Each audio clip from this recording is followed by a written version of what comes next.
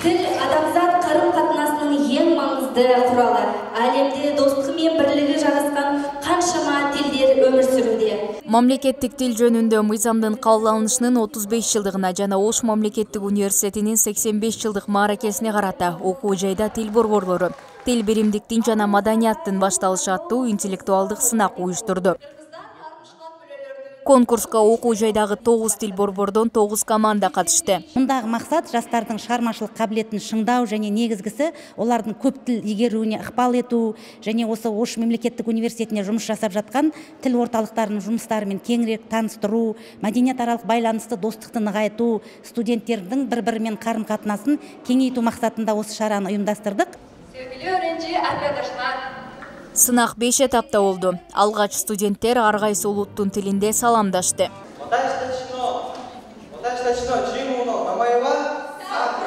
Экинчи баскычта катышуучулар өз тилин даңазалаган ар кандай темада поэзия окушту. Алардын өнөрлөрүн тил борборлордун жетекчилери баалады.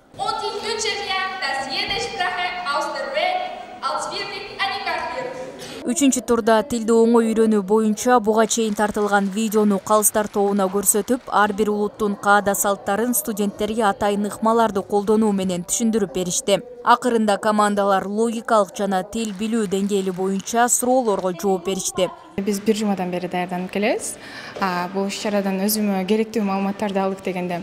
Чынында бул жерден аябай студенттер тил үйрөнүүгө дилгир экенин көрө алдык. Ошону менен бирге эле алардын кандай тил үйрөнүүдө кандай кыйынчылыктарды басып өткөндүгүн, эми биз учурда түрк тили отделениясы болуп саналат, биздин отделениябыз. Биз өзүбүздүн кыргыз же казак эле тилин эмес, башка тилдерди жана алардын улутун, алардын мындайча айтканда майрамдарын, кандай майрамдарды майрамдашат, ошол майрамдары жөнүндө дагы бир аз толугураак өзүбүздүн көзүбүз менен алар кандай тилде сүйлөшөт, мындай жаныбыздан укканда кандай угулат, мисалы Кытай тили, Япон тили аябай мындай кызыктуу болду да бизгечи. Ошолорду көрдүк. Жыйынтыгында калыстар тобунун чечими менен 3-чү орунду түрк тил командасы, Кытай тил командасы жана орус тил борбору жеңди.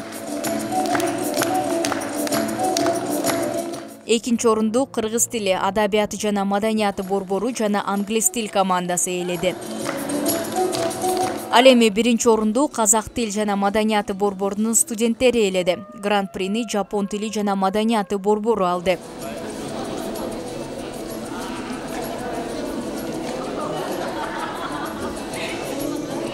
Сынактын жүрүшүндө командаларга мыкты видеоролик, мыкты креативдүү команда, мыкты поэзия жана мыкты эпизод номинациялары берилди.